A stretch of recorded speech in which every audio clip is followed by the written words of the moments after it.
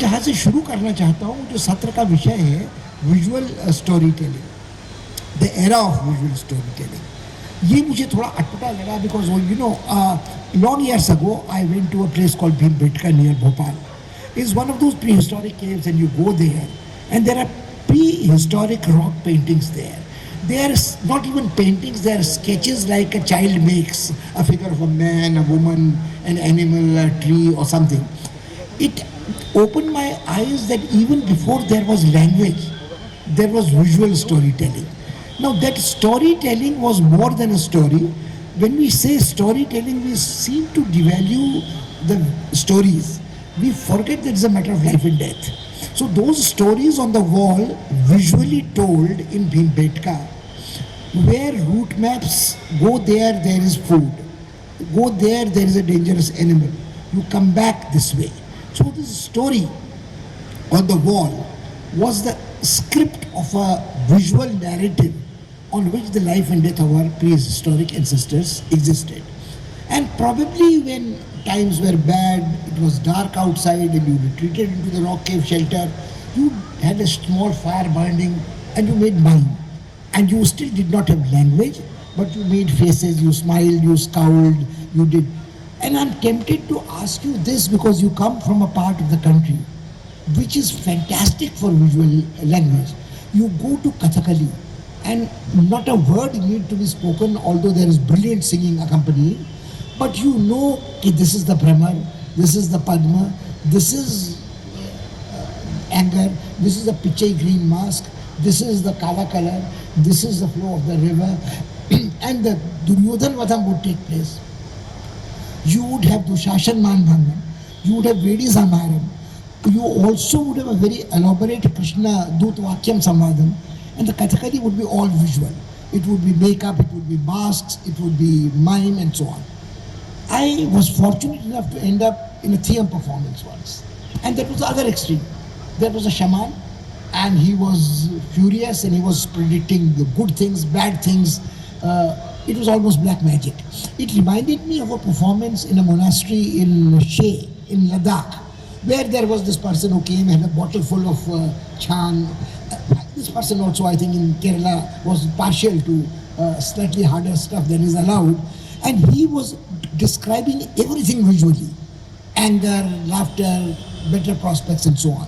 So I was, then before I conclude, the question is a long one because you know it leads directly to what you do. Most people know you as a person whose stories have been translated into the visual medium and everybody would say, yeah, Asura. But how many of them have read Asura? Everybody has heard of Bahubali and you have done a prequel to Bahubali. So then something which is visually at the back of my mind is part of your story in any case. So you are a person who belongs to a part of country where visual storytelling is part of flesh and blood, classical to folk. You also are a person professionally who's rendering stories into the visual medium and doing that. I also have another curiosity which came across when we were sitting at the round table and discussing. You also have been a cartoonist. Now that again is a strong visual storytelling tradition from Kerala.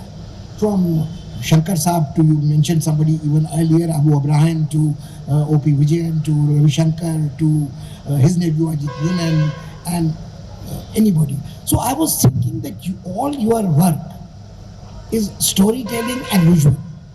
So do you think that there always has been visual storytelling? So why you go to the temple architecture and sculpture is visual storytelling. So do you have to have a session, the era of visual storytelling? Because visual stories have been with us all along. Thank you. It was quite an eye-opener, I will say, and a long question also. But we Indians are used to tell stories in the long way. Like Kathakali was mentioning, it goes for 7 days, 4 days, 7 days, almost for 9 hours a day. We are used to that. Our television serials, it goes on and on and on. Somebody will be pregnant for 3 years in the series. Not even elephants will be like that. So these things keep happening. Answering your question, it is not that we invented visual storytelling. This is the era where the storytelling visually has gained prominence. Storytelling in a visual way was always there. In some rituals, in some elite group, because Kathakali is not a popular art. Kathakali always was a very elite art which requires training to understand it. Theatre was there, of course, but actually in the last 100 years back, it was before films were invented, novels or the prose was the most prominent form of storytelling. So we find not only in India, across the world, time of Dickens or Tolstoy's, of course, dramatists were there. So before that it was dramatists' turn, before that it was poets' turn. Most of the stories are preserved as poetry. Ramayana is poetry, Mahabharata is poetry. Derivatives of it is there. But what happened now? Just see the way even the films have evolved. From a dialogue-oriented thing, it is more of it is about how you show the story. The mobiles you use, how do you put the emotion? Nobody writes a letter now. Isn't it? You don't express it through words. Words have become almost irrelevant. You have emoticons, you just put a laughing emoji or a crying emoji. It is like going back to the pre-language era, going back to Bimbetka. Most of the things. So what is happening now? The relevance of language is slowly ending. It's a wrong thing to say in a city of language where one of the greatest flourishing Urdu and Hindi and other things have flourished. Poet is a place of poetry, music and all. But fortunately or unfortunately, the technology has caught up and everything comes back to a full circle. Now, you can be illiterate and still be a good storyteller. You did not know the language. Because I have written more screenplays than books. I have 11 books published so far, 4 in print, but I have written more than 600 hours of screenplays without knowing the language. Most of the Hindi television series, the screenplay was written by me. For not all, like Siyakera, Mahabali Hanuman, Chakravarti Ashoka, many of the hit series I had written. In OTT also I write. Many people who work in this industry, the industry takes talent from across the world. Most people don't know Hindi. I can read and write Hindi, I can understand it, but I am no poet in Hindi, I don't have the flourish of the language. Everything, whether any of us will like, whether the language enthusiasts across India, in every language, whether it is Hindi or Tamil or Malayalam or Kannada or Bengali or Marathi, whether they like it or not, the language has become universal of storytelling. It has become language neutral, and it has also, the working language is English. Why? Because the talent comes from across the world. Cinematographer might be from Japan, musician might be from, A.R. Rahman might come from Tamil Nadu, A.R. Rahman or Ilayaraja. Someone will come from Punjab, someone will come from Pakistan, someone will come from Kerala. This is a team working. Every enterprise across the world is a global team. And whether we like it or not, English is a technical language. So screenplay gets written in English, or most of the softwares for screenplays work in English. What are we giving? We are not giving English. Dialogue writers will come. It's a separate profession now. The dialogue writer comes, they changes it to respective language. So when we are making films, it is a pan-Indian film always, or pan-global film. So RRR doesn't get made, Bahubali doesn't get made as a Telugu film. It will be rooted in Telugu ethos, it will be rooted in Telugu culture, or Kantara when it comes, it is rooted in Kannada culture, but it's a pan-global film. That is what people are thinking. So the screenplay will be written in English, the Kannada expert will write it in Kannada.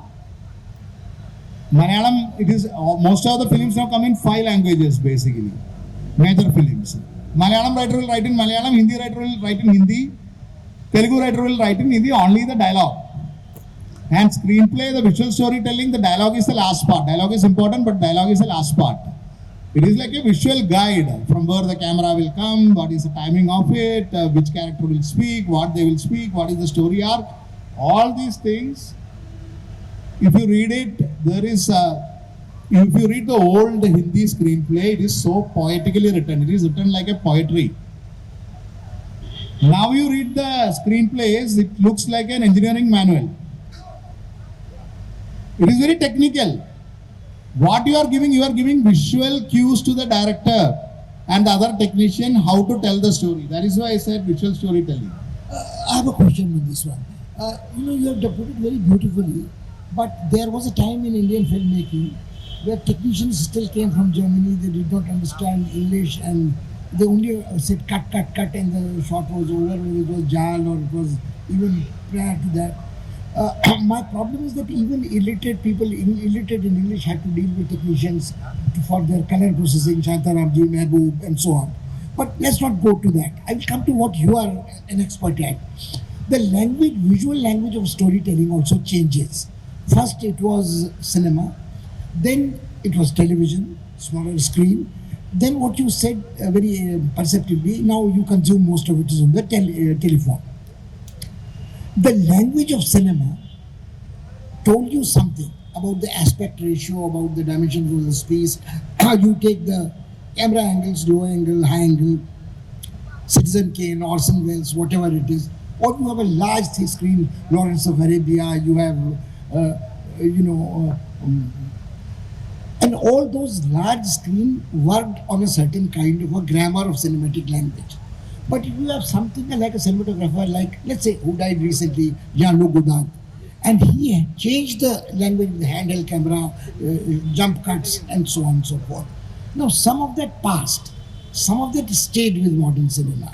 But when it comes to writing a mini serial for a smaller format consumption, I'm sure that nobody would actually, unless he's very deprived financially, would be watching on a phone something like a mini serial, which is usually interesting.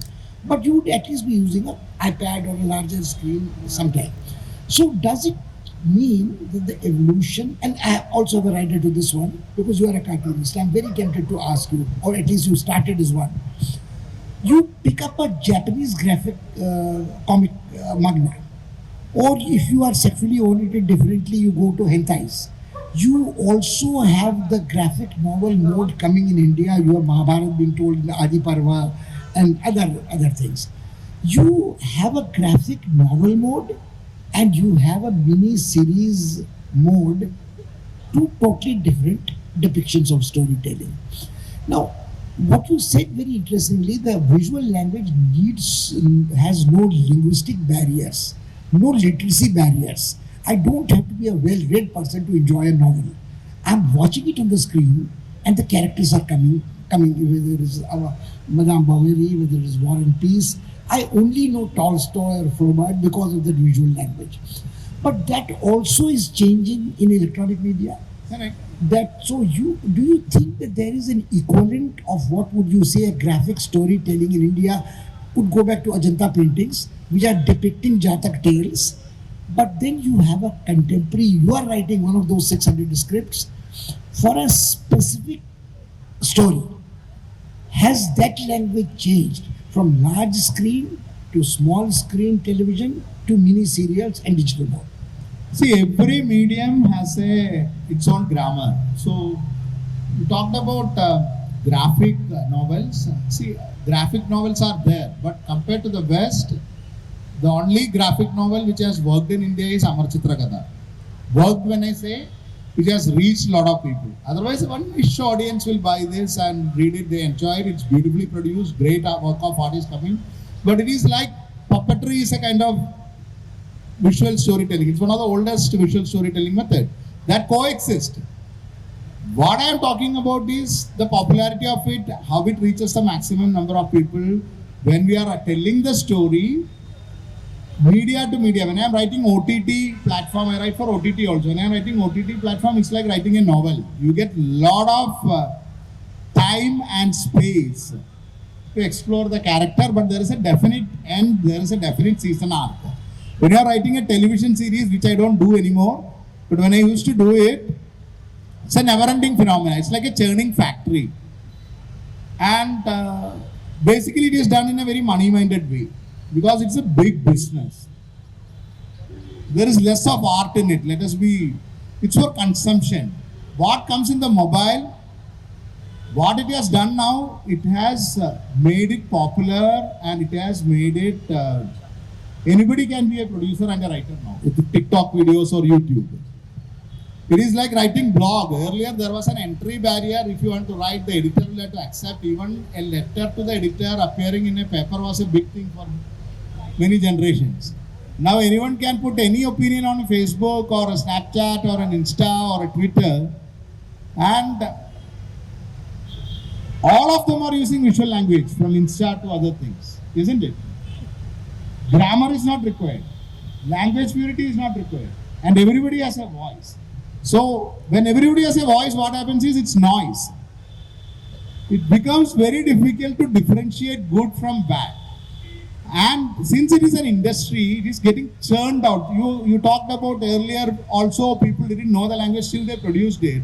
How many films were produced? How many shows were produced? How many stories were produced? Now, what we used to produce in a decade, we are doing it in a day. It is churning out like that. So many stories, and who is watching this, who is consuming? It's an attention industry.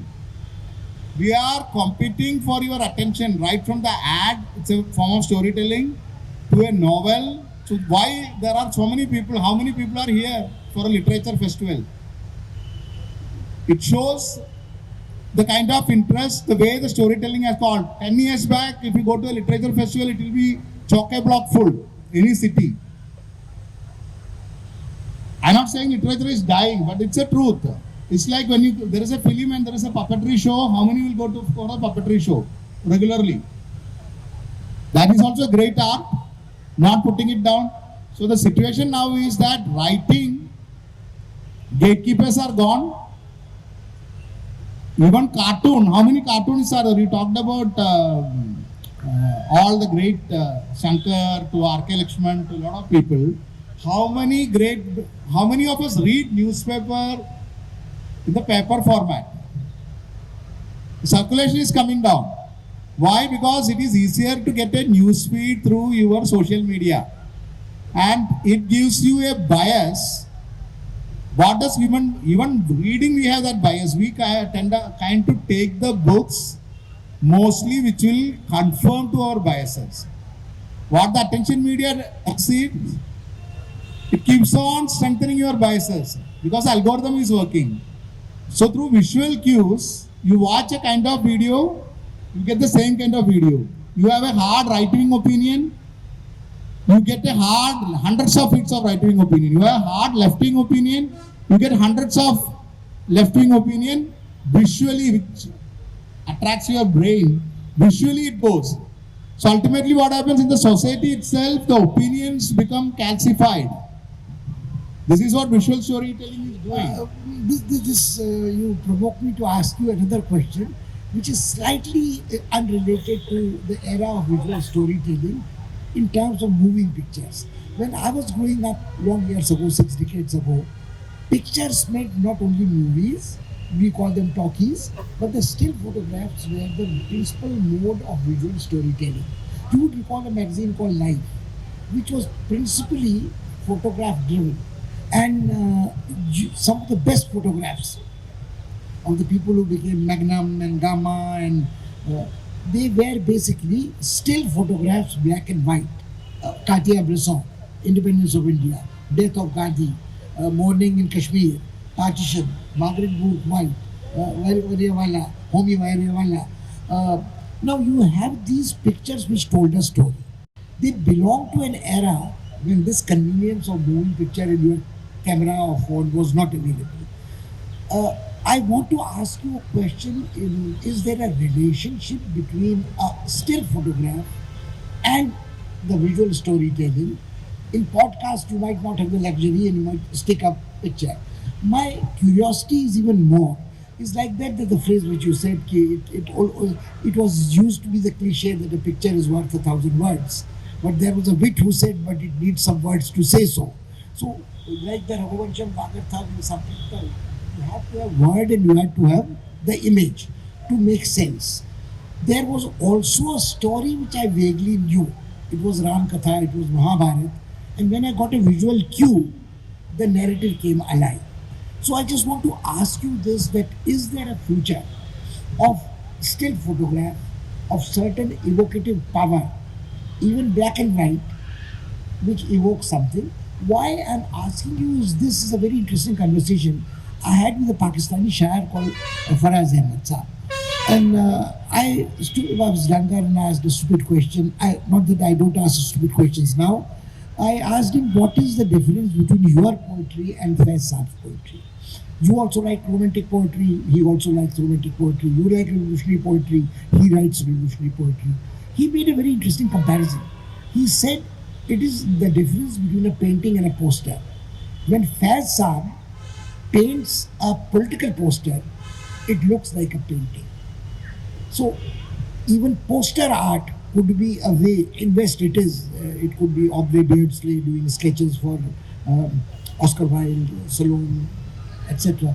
So I was wondering, what is the relationship between still photographs, paintings, posters and the visual storytelling, which is now on the subject? What happens, no? Anything when you are asking this question, what is the relationship? I am reminded of the way in which even the photography art has been killed. Because now you have phones, you can take thousands of photographs in a minute. A percentage of it is Pulitzer level, no? It's random. Some of them will be a great photo, the rest you can delete it. So the art as such will become like a niche art, like certain crafts, handicrafts. When you can make it with machines, the handicrafts importance goes. Some masters will be there, like the names you mentioned, 3 or 4 masters who can make great pottery will be there. But the craft, the entire thing will die off. Now Facebook is full of Facebook poets. How many people can write a poetry book and sell it now? Such a great art. Why I am telling of selling, you may ask, is it necessary that everything should be sold? Not necessary. But you cannot be a career poet. You cannot be a professional poet who can dedicate your life to poetry. You can do it only a hobby.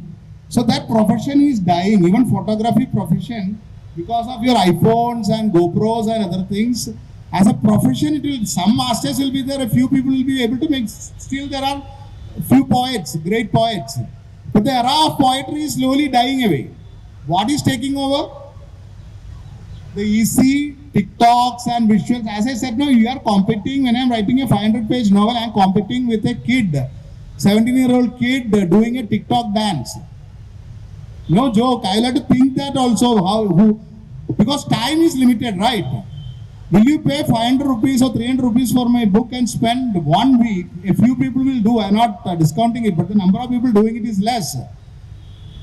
Or will you watch a TikTok video, or older people watch puppy video or a cat video? My aunts and other people do keep watching that. Younger people have got other entertainment to watch, of the dance and other things. What earlier in your youth you had to pay to go to the dance bar and see, now it is given for free by household kids. So everybody has become a voyeur watching it. The problem now is, when you are talking about art, the space is shrinking. You are going constantly in competition for attention. I am not even talking about money. Attention is money in social media era. But all of us are fighting for attention. So a Bahubali will compete with a TikTok video. Imagine it, 500 crores, 5 years of working, and you'll have to get the attention. One trailer goes wrong, like Adiburish, 2000 people are tense now. How many crores of investment goes? I have one more question, which I think before we conclude, we'll give it to the audience. The visual storytelling, as you rightly said, in cinema and in OTT and these, also depends on other elements and other technologies. How long my attention span will remain fixed on visual also is related to what is the soundtrack for it. What is the SFX which is there? So I am dazzled by the SFX. The visual image is evocative, it may be totemic, it may be symbolic, it may be archetypal. But the music also makes a difference. You even have a news coverage today where there is music in the background.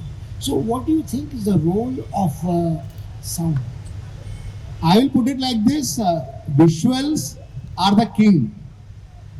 He has many servants, including dialogue, including editing, including everything. Everything is music. Everything is serving to the for the king. Why I'm telling it? My opinion. I don't know whether I can call it advice, but anything you are doing in this era, why I took it is, it has to evoke a visual. If you are writing poetry, it has to evoke a visual first. If you are writing a novel, if you are writing a short story, if you are writing an ad, even the words should aid visual. The difference is why many of the award-winning books don't sell. A very provocative topic is because the people are more or less used to cinema and the television and the OTT, and your mobiles have trained your mind to more focused to visual things. But the award committee members are still oldies who are used to beautiful music, poetry, the lyrical language. So there are great award-winning books with fantastic language, beautiful language, evocative language. It may create emotion, great work of art, but which evokes zero visuals or confused visual in the reader. So what happens? The public rejects it, and people get angry. Whereas there will be books which has no language, pathetic grammar, but is able to evoke visuals. So visual has become the king. If visual is, all other things are required. I'm not saying you can show a silent film and make people engage. It requires great music, everything is there. But even when you are writing a novel, so when I write a novel, why it got converted more to films and other things, and how I didn't study screenplay anywhere. Why I was called for screenplay is because yesterday with Ashwin also I was discussing the same thing. All our writings, all of those who have sold a lot of books, not because we are great writers per se and all those things. It is because fortunately or unfortunately, luckily or unluckily, we stumbled on the power of visual storytelling. So I may require only 4 words, very badly written perhaps, bad grammar. It doesn't matter. You have software to edit it, you have editors to edit it. It doesn't matter. You should be able to visualize it. That's why I said every storytelling has become language neutral. So I had to give only 3-4 words. If I am going for a screenplay in this thing, I will say from there this shot, this person comes here, shadow falls here. I just visualize it and tell it. It becomes screenplay. I have to just write that much only. 4 line each. I told a story. I had write 500 pages for Bahubali, 1500 pages, all 3 books put together. Editing, it is a 3 years work. I can write a screenplay because I can just close my eyes and see the film in my mind and I just narrate it. One assistant can write it down. It's as simple as that, provided you have an imagination power. And this is true in every field. Then you add all those things like music, this thing. I'm not saying nothing else is important. You can show a silent film and be done with it. But moving film, which is capable of evocating an image in your mind, whatever you do, that has become the most powerful thing. So even if you write poetry, people are not going to, earlier the poets used to go to the king's place, praise king's father, grandfather and all and get the samman. Right. Now also that works. Now also writers and other people praise the whoever is ruling, whichever party, I'm not talking politics here, it always happened right from the dawn of civilization, and get their awards and rewards and positions and power. It is like the oldest profession in the world. It always was that there. But apart from that, whatever you do, now when you are talking about poetry, they are going to read it. Poetry, when you read it, it is not going to evoke anything on your mind, except for a few people who have got that kind of imagination. That is why film songs became popular. Some are good poetry, some are bad poetry, because it is the earlier substitute of the poetry where in a chowk somebody will come and sing and people used to enjoy. Printed media doesn't give because there is no visual for the poetry. So that is why I was telling visual becomes the king. I think we can leave it to the audience if they want to ask him some questions because we are running towards the conclusion of the session. Yes. We are all in a steam bath. I'm sweating like anything. Yes. Sauna effect. I don't know if we have a mic somewhere.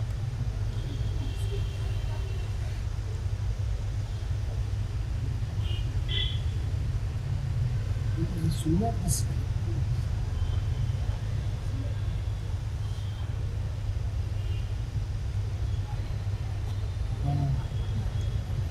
Mr. Neelakantan, I was fortunate enough last night to very briefly speak to you with Mr. Sanghvi. I don't have a question, I have a request. Why don't you tell our audience about your upcoming program on Doordarshan, where you're not only written but also acted in the program? So this is something very exciting, and I'm sure I'm looking forward to it, especially when a South Indian who's wearing a traditional attire is actually acting like a Maratha warrior. It is not a Maratha warrior. That's what I said. It's about finding your niche. I am one South Indian in Bombay who can speak excellent Hindi in a proper South Indian accent. My accent has not gone. So it's a very, not many people can do that. Either they get great South Indian actors when they come there, they are not able to speak Hindi properly. Or they get South Indians who are settled in Mumbai and their Hindi and other Hindi you cannot differentiate. So suddenly I found a niche. So I am writing myself into roles. That's what is happening actually. So, I think that really needs an applause, because we all know how a Canadian return forgets Hindi and has aced the accent of Canadian languages. Different languages, South Canada, North Canada, everywhere. So here is someone sitting who takes pride in the strong roots that he's got, but has not forgotten Hindi or has not forgotten the diction, which I think has become your USP, sir. No, I think there's a brilliant statement because I don't know how many. I think I need our own Bavaria. I don't know how many of us can even speak 10 sentences in Tamil in Hindi accent. You know, at the most is Vanakkam, Peri Muttad, Mani Nadi, and Sapidella, Inge Va, Unge Po. But we can't even do that. And we say कि इसका तो accent ऐसा है. I think is one of the flaws of the Hindi barbarism. I won't say all those things. No, I'm willing to take that rest because I think how many of us speak a second language, which is south of Narmada, is Kannada, Malayalam, Telugu, Tulu, no people would hear of it, and then talk of accents. I think it's a great thing. And that's where I think the visual storytelling. Any other question? Because we've been given the cue to wind up the session. And believe you me, it's tough here. You are also believing it, but Can any volunteers pass the mic to So I'm from Bangalore, and we are also into filmmaking. Recently, Kantara has hit the theaters and done a wonderful job. I feel Kantara has stuck to the authenticity of a story. So going to the theater and seeing it, everyone has done that. There's no doubt about it. Because every 30 seconds, that's the TikTok span of attention that one can give. Every 30 seconds, there's something new that's happening. But the authenticity of the story and sticking to the original concept, that has clicked is what I feel. Whereas, I don't want to say it, but if it's like an RRR, perfect visuals and dramatized and 500s of crores going into it, there was a little, not so authentic to the Indian story. So do you think that if we stick to because India is a treasure chest of stories, so if we stick to the original feeds that we have across the country and make movies, will it be a better visual for us to go to the theater and still watch as against watching it on a mobile? I believe if you see, sticking to the roots is the right thing to do and easy thing to do. But the other film from Kannada, KGF, has nothing to do with the roots. It's a pakka masala film which became a huge hit. So you cannot have a formula like you stick to the roots, then only. There are so many films which are stuck to the perfectly more stuck to the root than Kantara, which has not gone beyond the Kannada, or same in Malayalam or Tamil or Telugu or Hindi. An element of luck is there for everything. But Kantara is a brilliant movie, no doubt about that, because it's a ordinary masala tale where somebody fights against someone, told in an authentic way. Don't quote me saying that's an ordinary story, but I am telling it as a story analyzer. I do story consultancy a lot. It's a typical story of one person. That's how I make a living. With books, you cannot make a living. So, when you are doing a story analysis, what is Kantara's story? A landlord is trying to take the land of the peasants, simply put, and peasants are fighting it back. Have you not seen this story anywhere? It's an age-old story right from Mahabharata time, no? It's an age-old story from Robin Hood. There are thousands of stories like that. What it did, it used the visuals properly of the Bhutagala. It is called Bhutagala in Tulunadu. It's a Tulu culture, not even Kannada, because this Bhutagala is restricted to Kasaragod district, which is called Tayyam, Kasaragod, part of Kannur, and once it crosses the border, it's called Bhutagala. That's in Mangalore. Not even Kodagu has a different form. Other parts of Kannada has a different form. So, Rishabh Shetty, hailing from there, he has used it beautifully to tell a normal story and told it in an extraordinary way. The toughest thing in the world to do. RRR is a technical brilliance. So, there is no formula that KGF is neither, KGF is technically brilliant, but KGF there is no story if you ask me. It's such a great entertainer. And it is not that films with only entertainment value are not won, they also have won.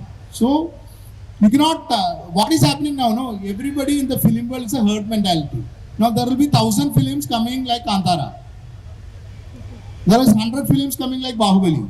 Always a first mover advantage is there always. It's a brilliant film, now wait and watch. How many of them are going to come like that with the same Bhutagala and Tayyam and other things? Because it has worked, there will be a lot of followers for that. Until someone invents something else. So having authenticity, what happened to Hindi industry is that it totally forgot the roots. Sholay is a very authentic film, right? Many of the earlier Hindi films are so authentic, core. Now how many village films you have?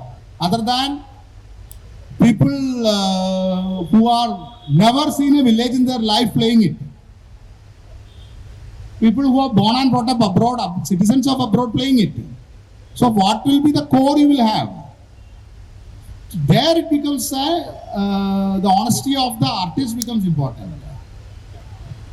Then whether the film becomes a hit or not, nobody can compare. One of the first hits perhaps was from Telugu, the Shankarabharanam, which became a hit at that time. So authentic to the core of the place. But after that there were hundreds of similar movies. None of them clicked even in Andhra, right? So there's no formula as such.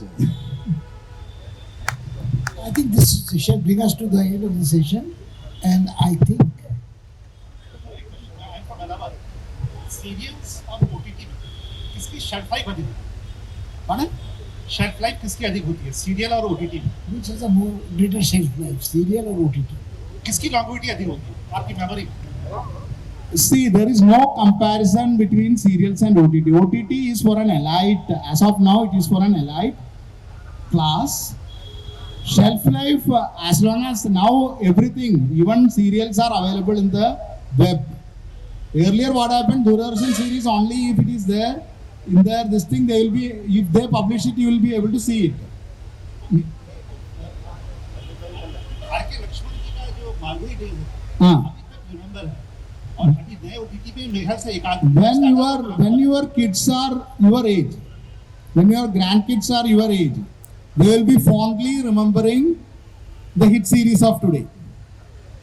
It is nostalgia which is working. Try showing this to 8-year-old kids of now, those days serials. Some may like it, majority won't like it. If majority likes it, that would have been hit even now. Why we find it? I also find it so fascinating. It's such a great thing. But it is because we grew up with it. It's a factor of nostalgia. So what we are writing now, after 50 years, 40 years, 30 years, when the 8-year-old kids are in their 50s, they will be looking back and telling, oh, what a fantastic movie we saw, Brahmastra, which we are ditching now. So there is an element of nostalgia attached to what we find as great. Even songs for that matter. Now what has happened, sir, I'll ask everyone to do an experiment. All the songs of 60s and 70s, we tend to say 60s and 70s songs in any language, let it be Hindi, Tamil, Telugu, Malayalam, we say, what a great songs they used to make. Fine. What has happened? No, only the great songs have stayed. You take an average, the same average. 90% of them were crap in any language. Just like how 90% of them are crap now. This 5 or 10% which is great, that gets carried. And we have a habit of coloring the past with gold, whether it is distant past or our childhood past. But I don't think it was any different how it is now and how it was then. Human brain has a tendency to forget about what was painful and keep what was wonderful for us. So we keep painting. So the 15 songs or 20 songs or 30 songs of the legendary singers, they would have sung 1 lakh songs. How many of them we still remember? 30, 40, 50? Any great singers, whether it is Rafi Saab or SPB or Yesudas or whoever it is, would have sung a lakh of songs. Lata Mangeshkar ji, lakh of songs. We remember 1,000 of them? That is 1%. Great songs. Same percentage you will get that time also, after 50 years, is my humble answer. Thank you. Thank you. Thank you very much. It's been a very fascinating session. But I think the conversation can continue off the stage now. Unless some of us faint.